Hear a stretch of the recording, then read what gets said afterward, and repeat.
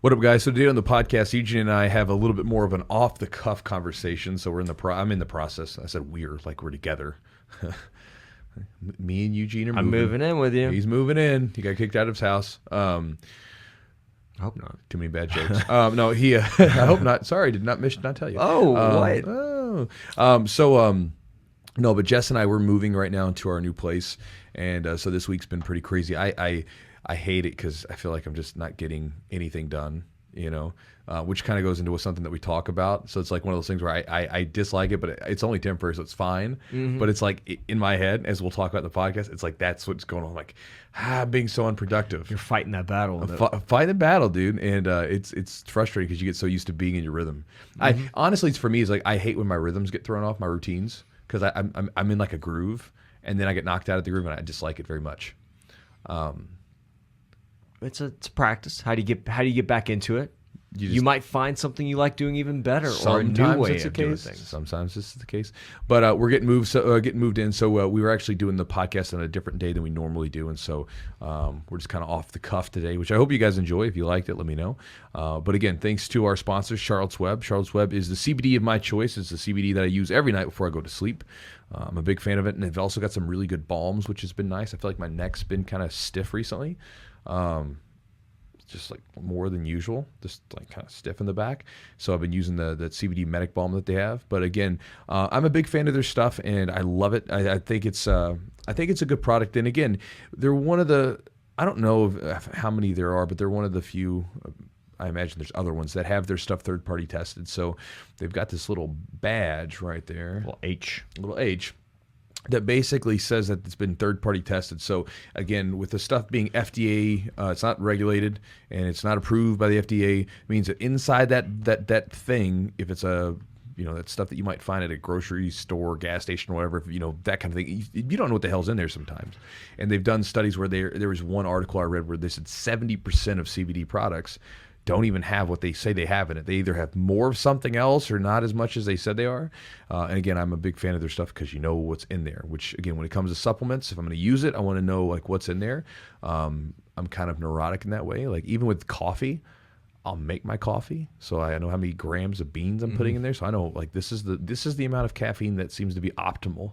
Right. So this way I'm like, okay, if I'm taking this much of a dropper or this many gummies or whatever, I know that this is what I'm getting. Yep. And when I find the right spot, there it is. That's where it is. It's just like food. Eating food, I'm measuring my food and things like this so I know what I'm eating. So now it's like, okay, once I find that happy point where I'm like, okay, I'm not, I'm gaining the weight or I'm losing the weight depending on what I'm doing, cool, let's keep that going. And so again, if you'd like to try it out, I can tell you what it does for me, but there's also certain restrictions that we can say, I'll say it like that, because of FDA regulations and things like that. But I encourage people to try it because I think that it's one of those things where when you feel things, it's way different. It's like a jiu-jitsu move. When you feel a move being done to you, completely different than when you're like looking at it. So again, check if you want to check out their products. If you've ever been curious about using some CBD, go to their website at charlottesweb.com. Promo code is Jujitsu. Save 15% on the order. Try one of the tinctures, the gummies, whatever you want. They're all good. And I'm a big fan of all their products. Again, check it out. Use that code, and that'll support the podcast, save you some money. It's a win-win. And a big thanks to our sponsor, Matt at Epic Roll. Epic Roll, which camera we're looking at? EpicRollBJJ.com. Matt makes a bunch of cool gear, everything from T-shirts and just sort of stuff you would just wear around to the stuff you wear when you're on the mats, like Jiu-Jitsu, gis, rash guards, shorts, everything else. He recently sent me a nice package of stuff that I'm going through. I'm going to do a video on it at some point, but I really like the no Velcro shorts. I've been pushing these a bunch recently just because I really like them. Mm-hmm. I like not having a Velcro. He's playing around with some different styles and cuts of shorts. Oh, he's gonna get them shorts for me. Give the short ones. Give me those short shorts. The ones with like the little curve. Yeah. The little curved edge. Yeah, I want a little shorter because man, it's like I don't work out and get those quads going for nothing. I don't work out and get those quads going for nothing either. Chewy. Except mine don't. like when I used to fight MMA, I used to wear Valley Tuda shorts, little short shorts, because I was like, I got decent sized legs. I want to show them off. Go to EpicRollBJJ.com. Promo code is Jiu-Jitsu, 15% off the order. Big thanks to our sponsor, Manscaped. They are I'm sure there's other people that do it, but I think they're the premier company that makes below the belt grooming for men. I would have never thought this was a thing, but they make good products. Again, like Eugene and I, we always have people like send us their stuff. We try it out, and you know, I was like, oh, this is like. At first, I thought it was like a silly gimmick. Yeah. You know, and then I'm like, they're having fun with it for sure. Like they're definitely having fun with it. The lawnmower and like the ball toner stuff, but like the products are good. Yeah. Like all the stuff that they have smells good. Like the cologne and everything else, and then the lawnmower, it's a good trimmer. It's obviously you can use it. It's got a little light, and you can get all those little stray hairs down there. Perfectly fine for that. But I use it on my beard. I use it. Jess uses it on my back and my shoulders when they get a little hairy and stuff like that. And she doesn't have to worry about cutting me because it's got this little like safeguard technology or whatever on it. So I don't have to worry about her like cutting me like with my old trimmers. Sometimes she'd cut me, and or she had to be really careful. Maybe she did it on purpose. Probably did. But it's a super good trimmer. We had they sent us the lawnmower, or excuse me, the Perfect Package 3.0, which had the lawnmower and a few other things with it. And I'm a big fan of the products now, so good stuff. If you want to check them out, you can go to manscaped.com. Promo code is Jujitsu20. It's 20% off on the order plus free shipping, and you can get that on whatever products that they have, and you can check them out. And guys, if you want to support the podcast directly and get some cool extras, you can go to patreon.com, and the podcast Patreon that we have is the Jiu-Jitsu Podcast. You can go there, and we have content that's been building up for 2 years. Every guest that's been on the show, we ask them a particular question that pertains to training, or pertains to lifestyle, pertains to something that we think would be useful to someone, and that's inside the Patreon. Once you're inside as a member, members area.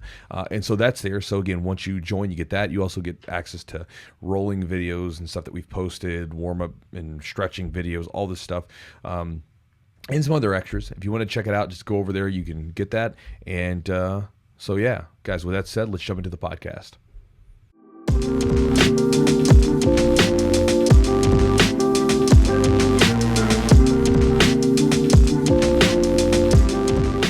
We've done this long enough. You know the drill. I know. I can't help myself. I'm twitchy. Did you have like ADHD or anything? Or I think every kid has ADHD in some capacity. But I mean, dude, I was poor. So like, it's like we're not going to the doctor getting you diagnosed. Yeah, we're like we were poor, so there was no such thing as ADHD. It was just he's hyper. Go outside and play. Yeah, go run it off. The poor families, poor kids, ADHD medicine. Yeah, go run around. Yeah, run around until you're too tired.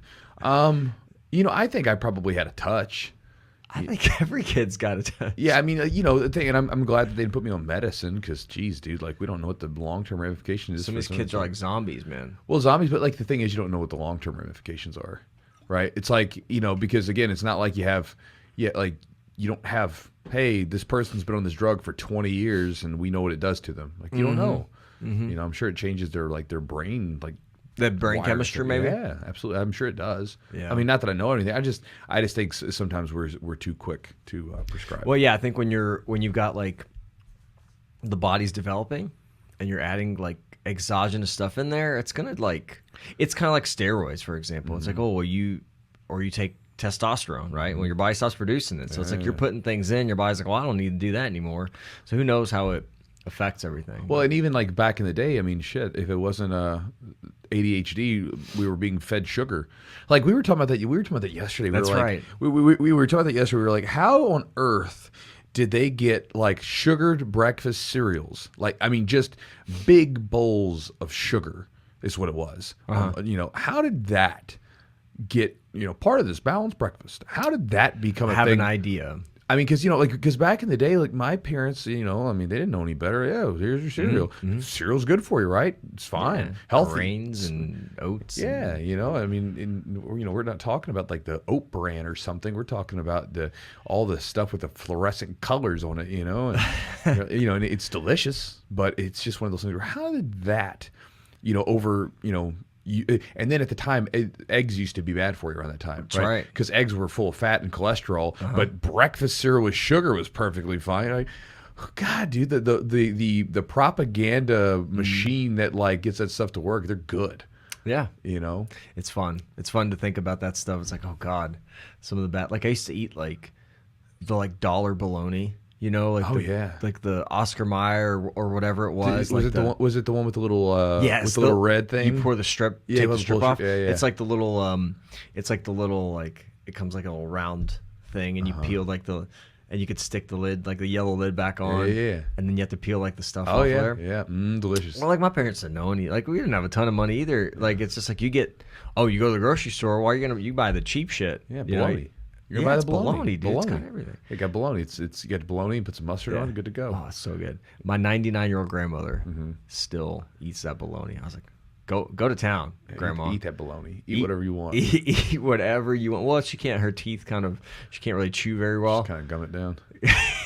Something like that. I mean, dude. When I'm an old dude, I'm probably just gonna have everything in a blender. Just sucking down. Like just blend IV me into. You know, when I was a kid, if you look at my lip, I got that bump. You see that? Yeah. So when I was a kid, me and my buddies were like 6th grade. We had a beautiful idea of going and throwing rocks at each other. Yeah, it's a great idea, right?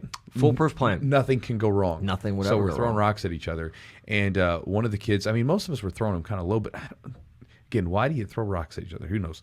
Well, one of the kids threw one, and it came up, dude, and it was like it was coming up in the air, and I look up, and as soon as I look up, boom! It hit my mouth, sliced all the way through my lip. Like my lip was like flayed in half. Yeah. So I could like turn it. I could look and see the insides of my lip, which I thought was really neat. I was like, whoa, that's weird. that It's like shit. this, like, you know, just this, it's weird. It's like this goo almost, like it's just the muscle and stuff. And then, but blood was squirting everywhere, whatever. And I remember I had a knack for getting into stuff when I was a kid and like coming home and being hurt. Had to go to the hospital. Okay. I took off my shirt to pull up, like to put on the blood so it wouldn't squirt everywhere. And I come in and Mom's looking at me and she like, as soon as I walk in the door, she's like, "What happened to you?" And I pull my shirt down to see my sliced lip. And she's oh Jesus. She says, "All right, get your stuff. We're going to go to the emergency room." Yeah. And she enjoyed it. She's like, "So tell us." So when people would come up to me and I would have this ice pack covering my mouth, they're like, "What are you here for?" In the emergency room. And she's like, my mom would look at like, "What? So tell them why you're here." You know, and I would show them and they're like, "Well, what were you doing? Throwing rocks at each other?" Well, why would you do that?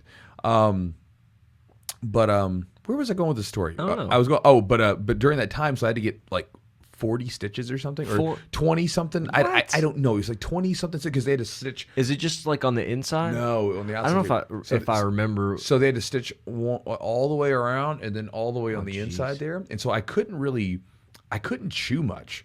Like they were like, don't eat, like you can eat solid foods, but you got to be careful. So I couldn't eat a lot of like just tons of food. And so I remember like my mom, she went out to, it was a weekend and, you know, whatever, and we had burgers, which was very rare. We never got out food. And so she got burgers for the girls. And I was like, oh man, you know, I'm a fat kid. I'm like, I want a burger.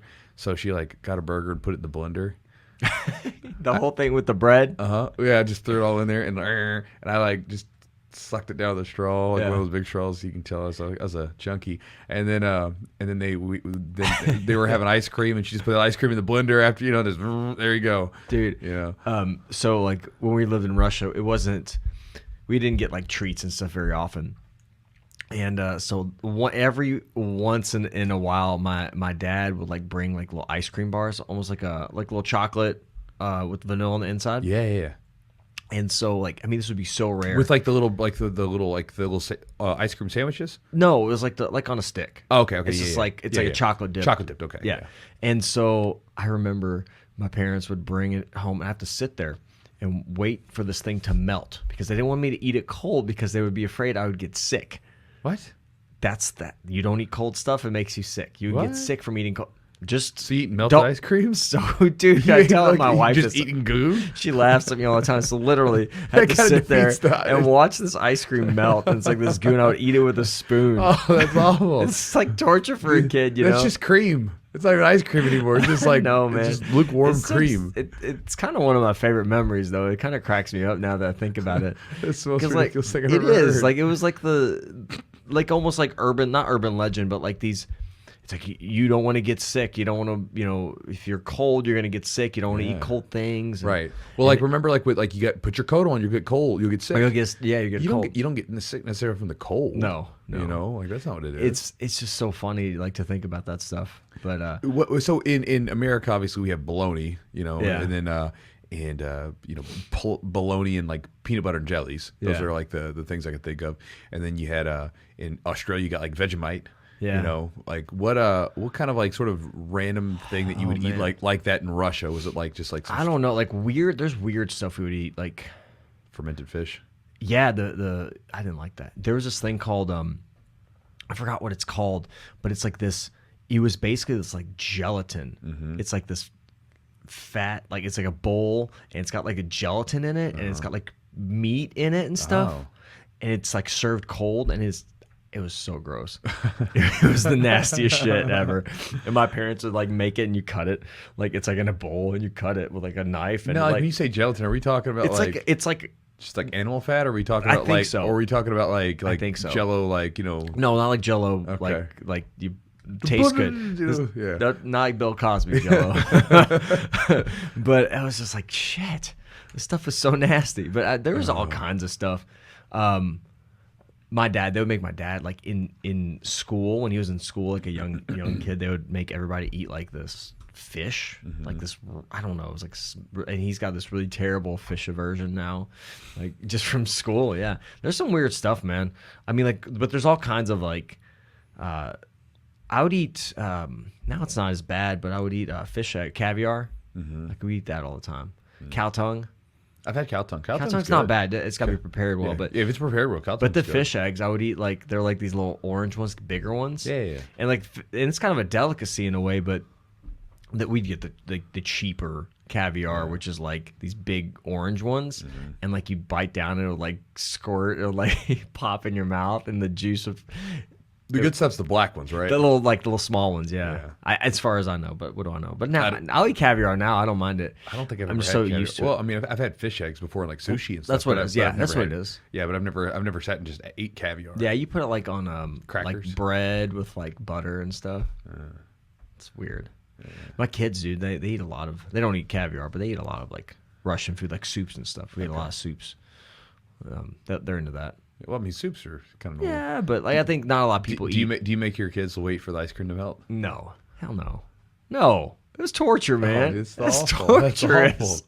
And my parents didn't mean it that way. But I know they did. They meant But like, you know, you don't want to get sick. But it's such a weird thing. Oh, that's I wonder if funny. there's any. It's kind of like a superstition, I guess. Oh, dude, because when we were kids, like, you know, when I was a kid, we would like go to the park, and you know, a lot of times parents back in the day, we just run around, you know. So Yeah. you know, we'd get on our bikes and ride around to the park, and we would usually have a couple bucks in our pocket, and you'd hear the it's like Yeah. some cheesy song coming, then the the ice cream man would be coming out. You're like, ice cream man, you know, you'd pay like, you know, it used to be $1. You pay $1 and you get one of those whatever ice cream that they had on there, you know. Yeah. And then Do you have a favorite ice cream? I don't know, man. I used to like those. They had all those red, white, and blue ones. They were like, those were pretty good. Like the little look like the little rocket. They had or the rocket, and then they also had the one that was a red, white, and blue, but it was like, and it was almost the same flavors, but it was like kind of like it was like ice cream on a stick. Yeah. And then it'd have like a little bubble gum thing in the middle. Yes. Those are pretty good. Yeah, so the one with like the Mickey Mouse ones. Oh, yeah. With the eyeballs, Those are or good. the gumballs. Yeah. I was like, those are because Yeah. you get the ice cream and you get the gumballs, man. But did you guys? I know you grew up in a little bit better part of China than me. But Yeah. did you guys have like did you have people that were selling the ice cream that like looked like they weren't the most trustworthy people ever? I can't. I don't recall. I didn't get ice cream very often. Okay. Like my parents were like, you're not. I We're remember- not spending money on that. I remember we'd get it, and it was like sometimes you'd look at the goods and you're like, they look a little sketch. Yeah. You know, even like as a kid, I'm like, he's got some Oh, crazy wow. tattoos Who's on this him. dude? Yeah. Yeah, they'd be like, we got ice cream at home. You eat ice cream at home, okay? You don't need. You can go scoop it out of the thing and put it in a bowl. You don't need to be paying double the price for ice cream. I know. There's just something about it, man. I I don't know know. it Like Everybody's doing it. Well, I mean, it's such a convenience thing, right? Because it's like literally you'll be like if you're at a park and it's hot, it's middle of July or whatever, Yeah. and then the ice cream man comes down. I mean, it's convenient because you don't have any ice cream on you now. You're like ice cream. I'm just thinking, like, as far as a career choice, like I'm gonna be an ice cream man when I Well, grow I up. don't think anybody decided to be an ice cream man. I think You never know. Some people might be their passion in life. Like, imagine how happy the kids are. Mm-hmm. You bring a lot of joy to people just giving out ice cream. Good. I mean, I don't know. Now, like it's not a thing. Like I remember. I mean, maybe it still is to some degree, but I mean, now ice cream man goes down the street, nobody stops him. He just eats Well, it. I think people are more nervous about ice cream people. Some random person in a but van it's just- driving it- around. yeah, but it with is what it is, music, dude. with children running up to him. Hello. Oh God, it's It's so weird. What other weird stuff? When But I we mean, like grow the up? ice cream, like dude, like that's a thing. Like kids are just eventually not going to understand because it's not going to be a thing. Because I mean, kids don't even go outside and play like they used to. Like I think it's a dude. I don't want my like- kids out of my sight. I know it's Like, I don't even want them in the backyard without me watching. yeah, but imagine like when we were kids, dude, like well, Gary, your kids are still young, but like when once I was around like 7, 8. Like we would just get out and play where we want to, go down the street, play their buddies and stuff. It was just normal, just kids running around. I don't know. And it's just funny how like the the media and stuff, how they've just gotten so good at like propagandizing fear. Oh, yeah. I mean, because it's like, I mean, I maybe they are. I haven't read the statistics. I know in a lot of cases, like things are much better than they used to be. In a lot of spaces, but you would never know it based upon like if You hear watch the about it news. more. Yeah, well, you hear about everything, right? So, for instance, like if you live, let's say you live in a nice community here in Kentucky, but then you hear about a child abduction in like Washington State. It's like it couldn't be further away, but for some reason you localize it in your head. Your body internalizes it to, oh, kid just got abducted. That it's happening. I gotta pull my kid closer when it's like it has nothing to do with you. Yeah, we've got so many like avenues of news, like so many ways to get news: TV, your phone, so whatever social media apps, and then like I have like a Ring doorbell, so I do the Ring doorbell, and there's like attempted robbery this far away, this, because you have like it's dude. almost like a community. Like if you get these doorbell or whatever, and like they'll put you like in, you can get messages and updates, and people write random stuff, and then people make fun of each other. It's like neighbor number 23 is making fun of neighbor 19. It's hilarious. Oh wow. They're like, somebody broke into our car, but we left it unlocked, and they're like, dumbass, what are you doing? Oh man. Block your. It's just people like breaking into cars Yeah, and of course. shit. But like, some people are so dumb. Like, did you hear that? It's firecrackers going off. I think it's gunshot. Everybody's always doing that. Oh, that type happens shit. all the time. Like, Yeah. we got a couple cops that trained, and they say that like All the time. during 4th of July, they're just like they can't respond to anything because everybody thinks that a firecracker going off is a gunshot. Like, Yeah. no, it's just fireworks. Yeah, I know. It's funny. It's weird situations.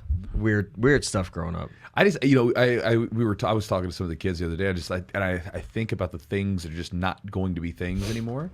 Yeah. And even like you think about the way things are going to be different when we get older. Like one of the guys who came in today, he's a law student, right? And the kid, he's one of the morning guys. So this guy, he comes in the mornings, and he's got a rash guard set for almost every day of the week. So he like rolls, and he's got all these, like, he watches a lot of anime. So each rash guard set he has is an anime rash guard. Today he was like Goku, had that little Goku thing, but he watches these other animes and stuff. And it's funny because I'm thinking like, man, like imagine, when we were kids, grandpas were talking about Howdy Doody and like maybe some Bugs Bunny or something. Yeah. When we're like older, we're gonna be talking about X-Men and like Dragon Ball Z or something. It's gonna be like or even back in the day, like our grandparents didn't play video games when they were kids, but then like we're gonna be like, hey, back in my day I was playing like the PlayStation. Yeah. Like you're like, golly. You threw rocks back in the day. That's what you did. I threw rocks. We rode bikes. Threw rocks at each other. It's fun. We did. I mean, we played basketball all the time. We Yeah, I played basketball. Yeah. did just all kinds of random stuff outside. But I don't know. Yeah, like I was watching like you're talking about kids not being able to experience Blockbuster. Can't experience Blockbuster. I saw that there's a documentary on Netflix about the last Blockbuster. It's in like Bend, Oregon. And so it's kind of nostalgic now. Just People holding out. people just visit it now, Yeah. like just to get the experience. I don't know if they rent movies there.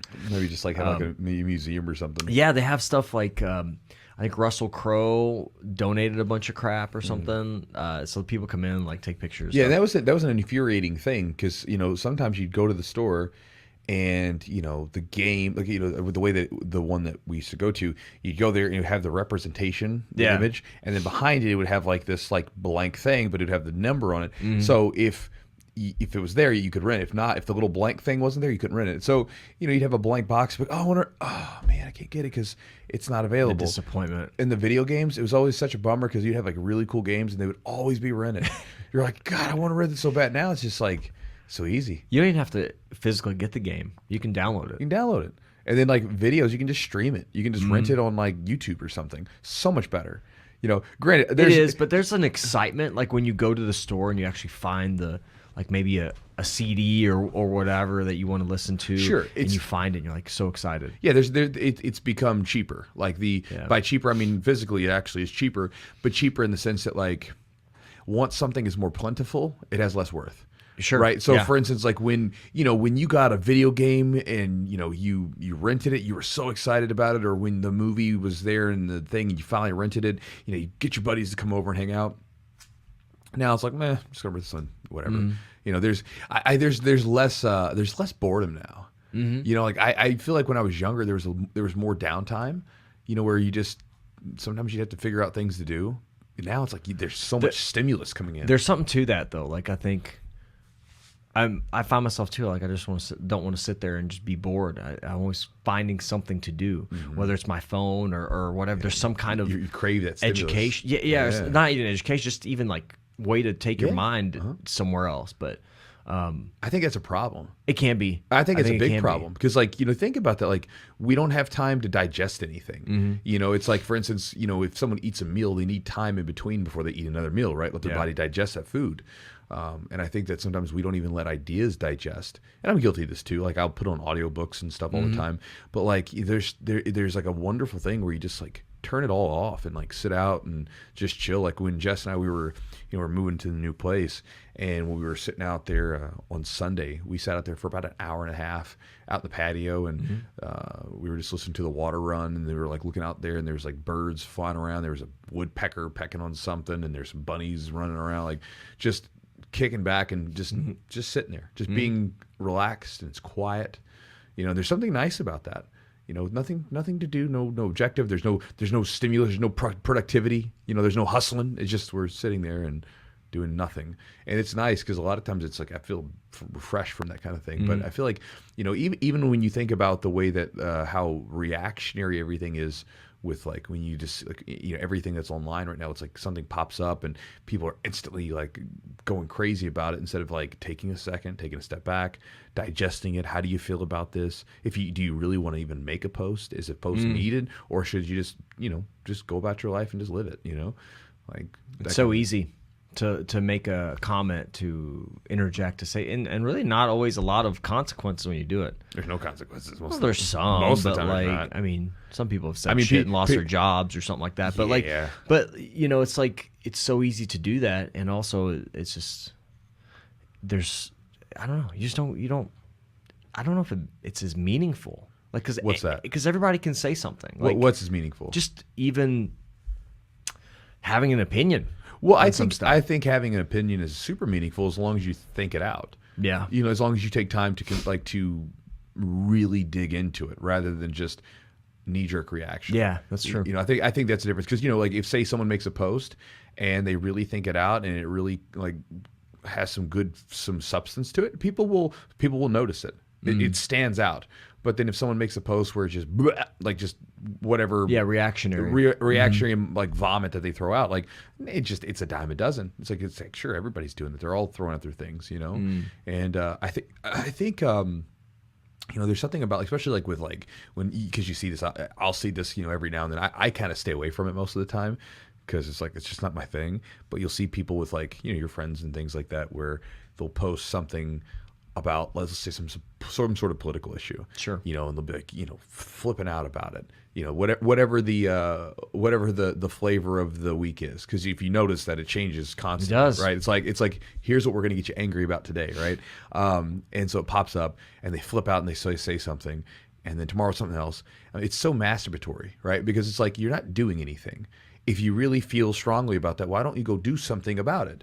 Like if you feel strongly about it, go into these particular neighborhoods and try to help out somehow. Go set up some sort of organization that helps out into it. Go run in politics. Go do something. But you're not. It's just like it feels good. You made a post, but it's not doing anything. Yeah. So it's like I think it's one of those things where it's that kind of thing where people it feels good to make a post, but you're not doing anything.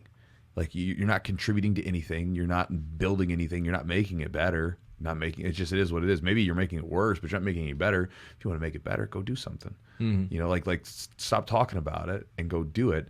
Like you'll see people where they'll spend like literally all day long on social media. You're like, what are you doing? You had like a bazillion posts or something today. It's a pull though. It's hard to get away from that. There's some type of excitement that comes with it. Sure. There's a kind of like a Well, there's like people that Like have there's like chronic masturbation issues, right? They can't stop. I know, and I don't mean this in any negative way. I mean, this is to me what it is. It's like it feels good for a moment, but that's it. Well, and you're trying to like recreate that same little excitement, right? Yeah. There's no real substance to it, right? It's like it's one of the guys at the gym was talking about this the other day, and he heard it from somewhere, but the guy was talking about like difficult fun and easy fun, right? And you could think of it as like, you could think of it the same way as like earned pleasure versus like easy pleasure. Easy pleasure is something like eating a dessert. Eat the dessert, it's sweet, it's good. That's it. Like there's nothing else to it. But like the earned stuff is like when you do something that's kind of difficult and like long term, it's still meaningful, right? Like when you think about something that you've done in your life that was difficult, but it was still enjoyable to some degree, but it was very difficult, right? And you look at it, you have a sense of pride about it. There's a lot of enjoyment from it, and it only grows like if you look back on it more and more later on, right? Like say for instance your black belt, that's only going to become something more later on because it's like it was difficult. Yeah. And it was enjoyable too, but it was difficult and there was ups and downs and everything else. But it's like this thing where you can look back and talk about all these cool experiences you had and everything else. That was difficult and earned. You earned that, and there's an enjoyment to it. There's a certain pleasure that you get from that thing that you did. These accomplishments that you had, the development of yourself, all of these things. Those things are difficult, but there's something to that, right? So like that's a cool thing. Or even like sometimes where, a person that's like a good parent. That's a difficult job, bro. Like it's tough. Like, you're sacrificing yourself for this other being. You build them up, right? And then it's super, super difficult. And then later on when especially if you're a good parent and things work out and your kid does all right for themselves, you can look at it and say, man, I made that happen. And you can take a certain amount of pleasure and happiness from that, but it was earned. It wasn't given, right? Because there's a lot of people that like, who like want to play like parent sometimes, like, I mean, I had some, I had one that was like that where it's like pop around every now and then. Hey, I'm here. Let me do my thing. And then I'm out, like never do the difficult work, just pop in, And so you think about that, like there's that earned and there's easy. So like you could easily make a Facebook post or Instagram post about something that really peeves you, right? Like, oh, I hate this. This is going on. Okay. Boom. You posted about it. Now you're off on your way. Right. But you didn't do anything. Nothing changed. But then if you said, I don't like that this is going on and here's something I can do about it. I can go into this particular thing and do something about it. Right. So it is what it is. It's just one of those things where I think like there's action to be taken, but a lot of times people it's like the just get it out there. It feels good. Yeah. I think there's a lot of difficulty, and I think positivity and good things in inaction. I think there's some good things that come of just observing. Yeah. Being inactive, just like seeing the situation. And that's hard because we're like, I think with society, the way society is now, like for me even, I always feel like I should be doing something. Like I should be working on my online stuff, my this, my that, or the productivity trap. You feel like you can't, stop. And like, that's a hard part, like maybe going on vacation. For me, going on vacation, I'm like, I want to take my laptop, I want to do stuff, but it's like, you've got to be able to disconnect from that. And that's hard for me. Like, oh, well, I don't want to be off social media because I won't know what's going on for 6 hours. Same old shit's going to be going on. But that's logical. That's your logical brain working, but not. That's your addictive brain. Yeah, maybe. We're addicted. Mm-hmm. I mean, we're all guilty of it. I mean, myself included. So I'm not. What do you think? So let me ask you this: what do you think as far as this productivity trap that we kind of all deal with, right? Like more. It's like there's a certain kind of like people look at you in a certain way. If you're like this person, like, I grind all the time. I'm like nonstop. I'm just working myself like. And people like it's almost like people envy that. Or they look up to that. And I don't know if you should. Like, I don't know if you... Not. Like, I mean, for certain things, but you got to have gears, right? If you go as hard as you can all the damn time, you're just going to burn out, and probably the quality of you're going to run yourself into the ground. You're going to hate what you do. I think that's a big part of it. So how do you think you maybe slow down? Do you have things that, like, I know you kind of take vacations from time to time, but even on vacations, it's hard to kind of disconnect. Yeah, I mean, like and I'm guilty of this as much as anybody else. If you talk to Jess, like, This is a battle, but like I've gotten better at it. So when I was, there was a period of time where I was all into it, like, all right, working all the time. And sometimes you gotta. Sometimes you just have to do it. I agree. You got to just grind, dude. You just got to like put your nose to the grinder and whatever. But you should be like, while you're in that phase, you should be sort of setting yourself up for later, so where you can back off. Because again, like you can't do it forever. So then you should figure out what else can you do. Like, because to me, efficiency is far more than just constant effort. Yeah. Like to me, it's like effort's good for sure, but if you can be efficient, and you can make use of your time better, then you can get more done. Most people are pretty wasteful with their time, and like a lot of times it's like you could hire someone to do that job so much faster than you just piddling around with it, like just get someone else to do it, and this is something I had to learn. So like, for instance, when there was several years where I was grinding, and then I started hiring people to help me, delegating, which was tough. That's a whole other skill set, right? But then they're doing stuff. And then there was this funny thing where like all of a sudden I have days free. I'm like, hey, I don't have anything to do today. I should be doing something. What am I going to do? And then like there's a whole trap there, because now it's like, whatever. So now I'm going to take on more responsibilities elsewhere because I've got to fill up my plate. And it's not a bad thing to do. I think the big thing is to understand, like, at least have a desire or a design lifestyle, right? What do you want it to look like? For me, like I have an idea of what I want it to look like, and it's pretty close. It's almost there.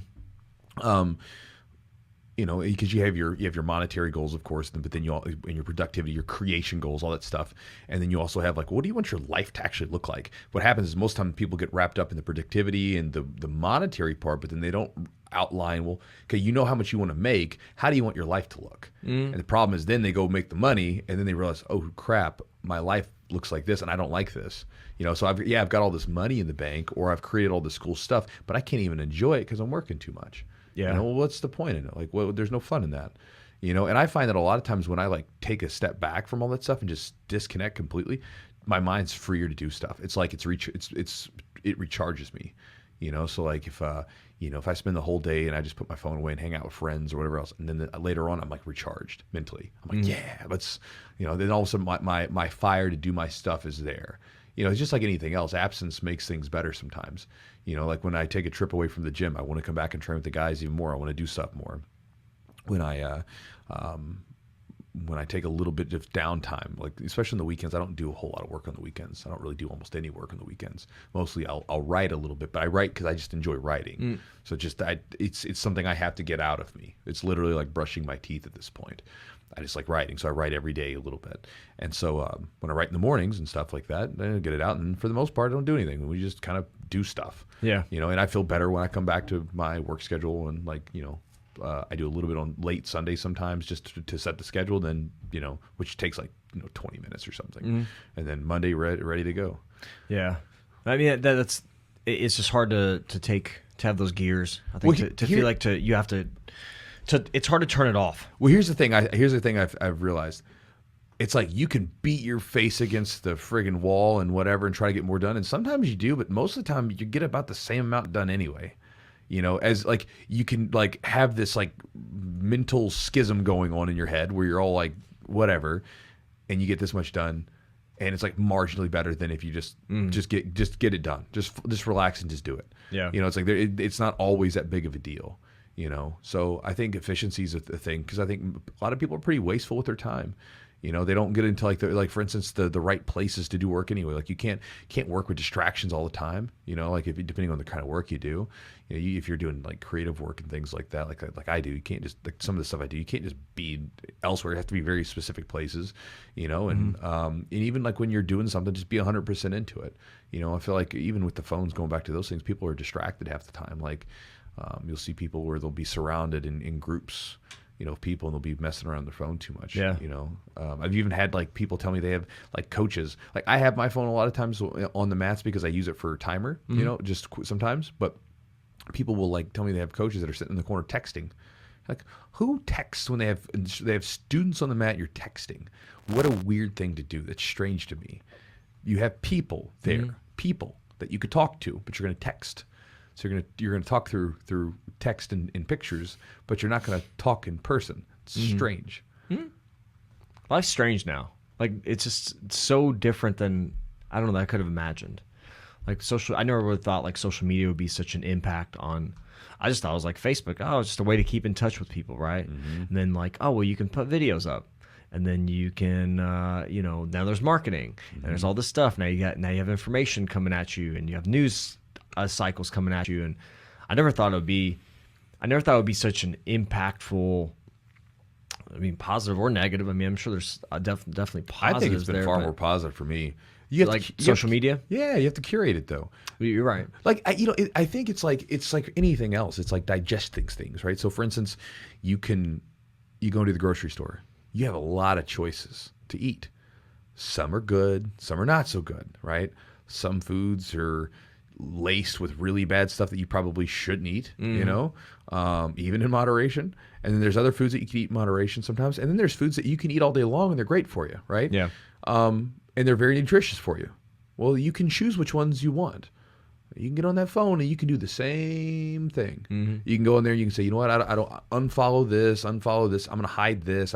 This makes me angry. These people are promoting fear porn. Like, get rid of this. All right. These guys are informational. These people bring interesting topics to light. These people seem to have a more of an objective view of things, or if they have a subjective view, which we all do, they at least bring it out into the fold, and they don't try to hide it. Find the stuff that you like. Right, and then like the stuff that feels like it's adding something, and then stick there.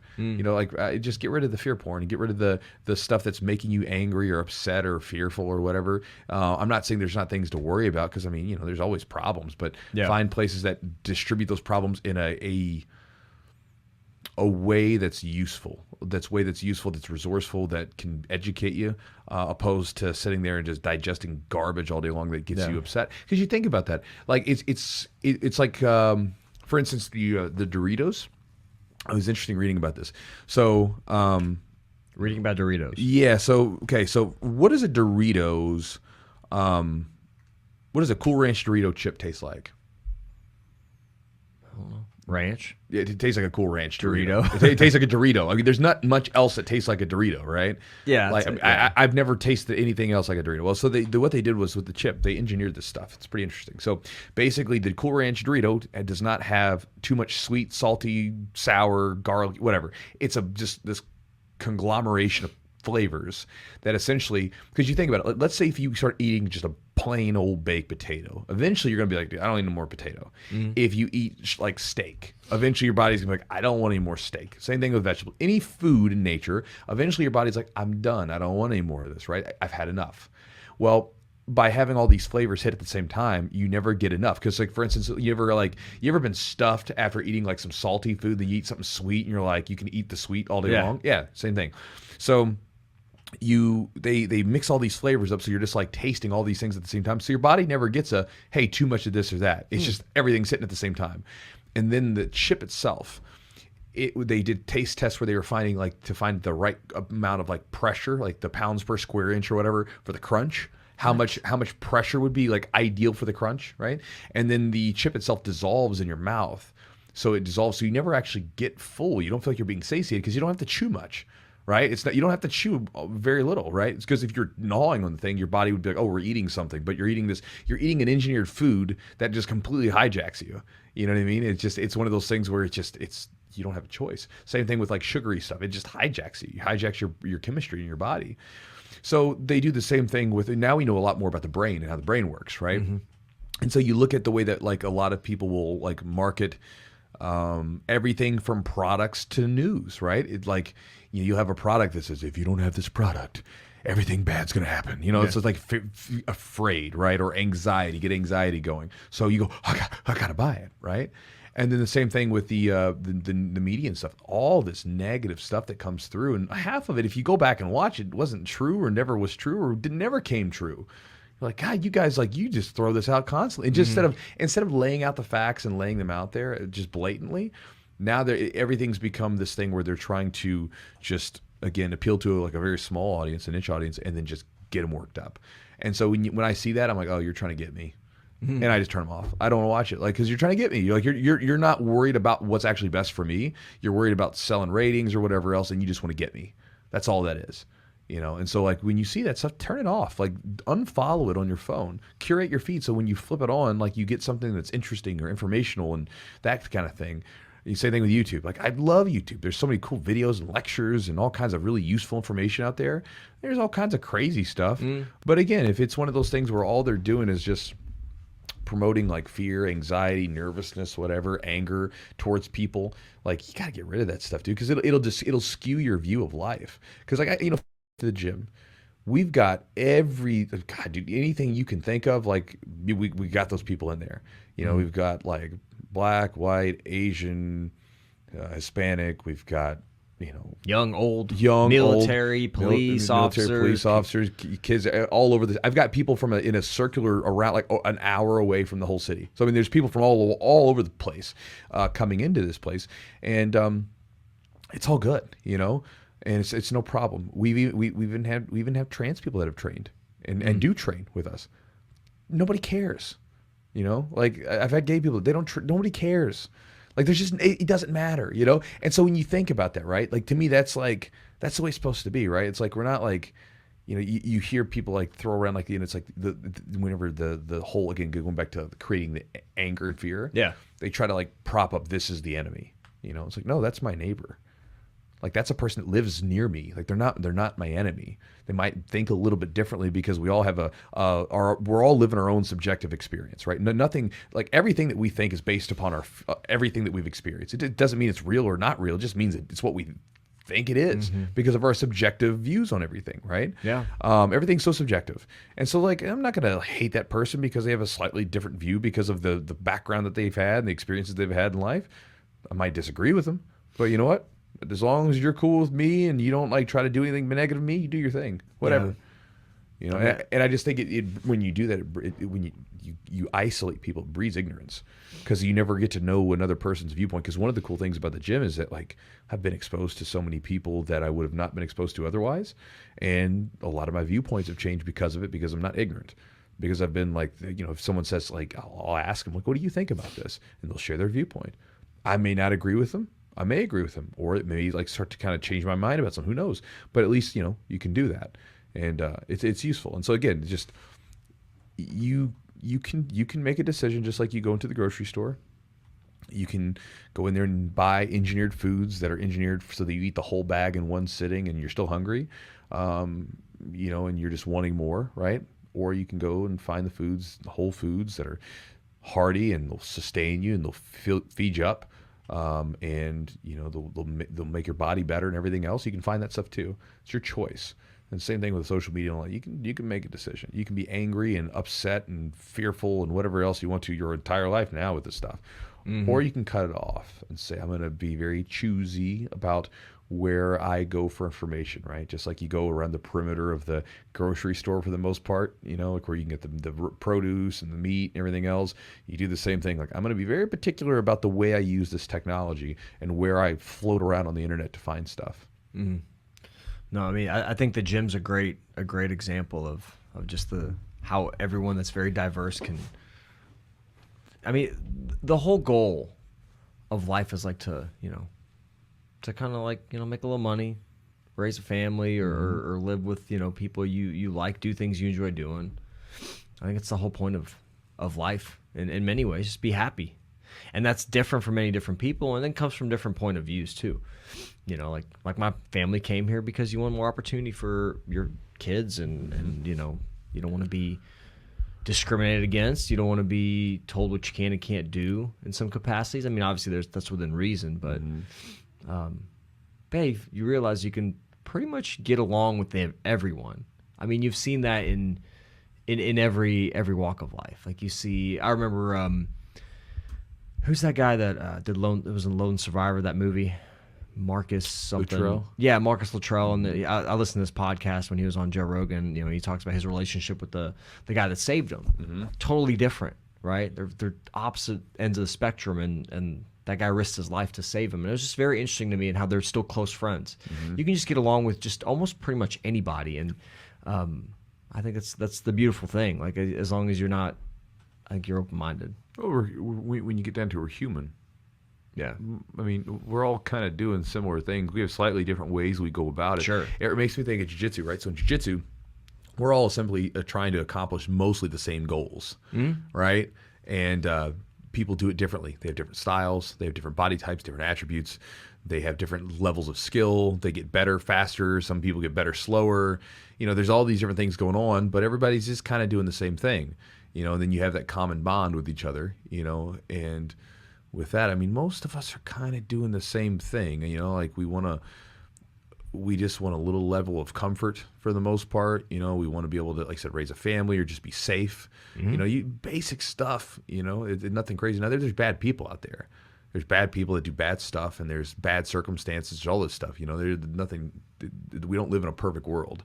But I think that the more and more you can get people together rather than separate them, the more and more people realize, oh, you're like, I thought you were this, you know, evil libertarian or something, you know, I don't know. And then you meet him, you're like, oh, pretty cool. I kind of like you, you know, I don't agree with you on everything, but you're all right. You know, but I mean, I say this all the time. I was like, I don't agree with myself half the time. You know, like sometimes I'll say I'll say something and I'm like, you know what? I don't agree with what I said earlier. You know, or I think about the stuff that I thought when I was younger and I'm like, God, I was stupid. You know, but again, so it's like, of course you're not going to agree with everyone, but it's all right. Well, I think having the ability to not just draw a line in the sand and say this is what I believe, regardless. If you're willing to listen to other people that are that come from a genuine place and they want to truly educate or help in some way, I think like having the ability to change your mind is also a very, it's a powerful thing, and not everybody can do that. Well, I think it's like there's a balance, right? So you can't be, you've got to be like fluid with ideas enough that you can let new stuff come in, right? So you're not too rigid, but you don't want to be so unattached that everything just falls out. You know, so it's like you got to be kind of somewhere in the middle, right? You have to know your own, you have to, at your core, you got to know what your value is. And see, this goes back to contemplation, right? And not having any, like, and having stimuli all the time. Like, you know, do you know what your own philosophy is on life? Do you have your own core values that to you, like, do you have those things that when you sit down, like, these are my core values at my core. These are the things that I truly believe in. These are the things that I hold dear. These are mine, right? Not what have been told to me, but what I believe in, right? And so everybody should have those. They should know, like, where do you stand? Like, what kind of core values do you have as a person? What are important to you? What are the most important things to you? Everybody should know those. Most people don't think about it. You know, they don't think about like having their own philosophy for life. Yeah, but everybody should. You should always have it. And you know, and those are the kinds of things that you get through contemplation and like digging through your own head instead of like looking to a screen to tell you what to believe. You know, like you think about your own. What do you believe in? You know, turn off the phone a little bit. Just go for a walk and enjoy the sound of nature and let your brain like wander. You know, like see what it comes up with. You That's know, interesting. Kind of thing. Yeah, like that's kind of I was trying to figure out like where this podcast was going. I wasn't really sure. I wasn't sure, but I think it's going towards like, you know, being able to you know, the importance of like contemplation, being able to actually, you know, assess what you're doing, think about what you want, don't want, and how to curate that, and how to, you know, adjust your life, change your life, or make necessary modifications that you need. Well, like yesterday we so for you guys that are listening right now, I'm in the process of moving, and so been super busy getting all that stuff done. And you know, one of the things that Jess and I did, we got a place with about 3.5 acres. Nothing too crazy, you know, it's not too much, but it's enough where, you know, she has a horse, and so she can have her horse running around the barn. We can get some chickens and stuff like that. But even just the other day, man, just walking around the property, just checking it out, you know, like.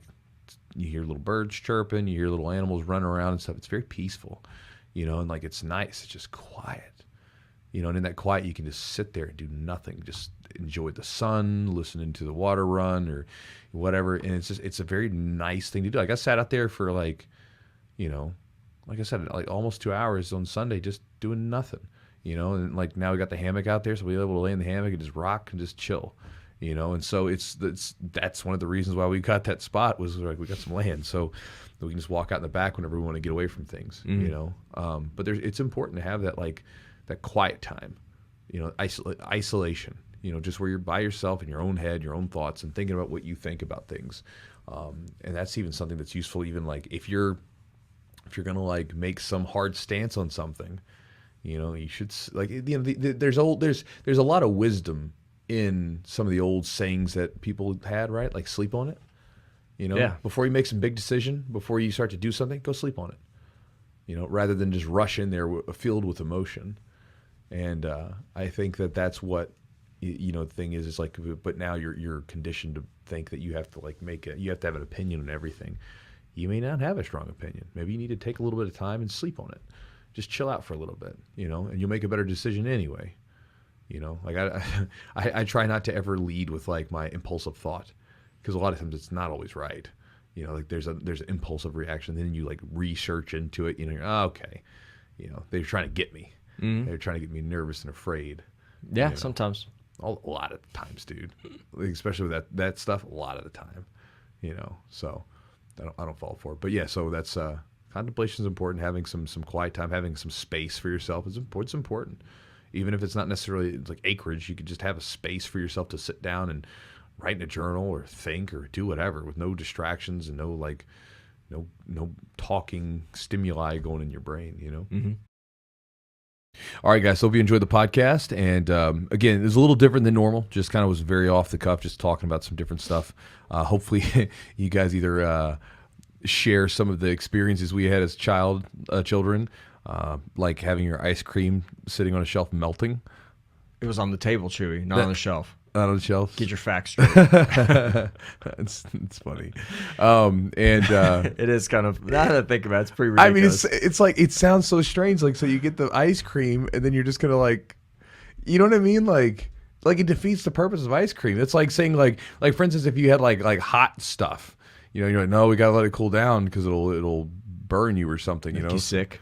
You'll get the heat fever. Get the heat fever. You get a heat stroke from eating this hot soup, so we got to let it cool down. Oh Lord, this is what happens. I know, it's fine. I hope my parents listen to this. I remember my mom. We used to when it was like January 1st or something. It was like we would have like cooked cabbage and black-eyed peas. Because it was basically, I couldn't stand cooked cabbage. It was freaking disgusting. I like baked cabbage, but I can't stand like just steamed boiled cabbage. It's so gross. Kind of slimy. It makes the whole house smell like a fart. So gross, dude. But the black-eyed peas, I remember I was like, why do we always have to eat this every year after New Year's Day? And they're like, well, it's for like luck and prosperity. Okay. You know, like for wealth and health. Maybe it worked. You know, well, I'm like. And I remember one time I was like, Mom, I was like, well, how come we're so broke? You know, like, the cabbage ain't working.